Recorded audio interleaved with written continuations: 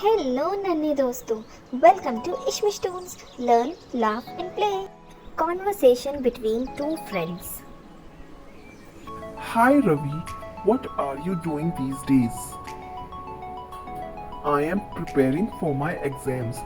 I study for 5 hours every day. That's great. Have you completed your science project yet? Yes, I finished it yesterday. I also made a beautiful chart for the presentation. Wow, I was working on my project last night when the electricity suddenly went out. Oh no, did you complete it later? Yes, I completed it this morning. My brother helped me. Good. By the way, our teacher will check the notebooks tomorrow. Really? Then I will revise all the chapters tonight. That's a good idea. If we study regularly, we will score good marks. True, last year I wasted a lot of time, but this year I have changed my habits. Same here. Next month we are going to participate in an English speaking competition too.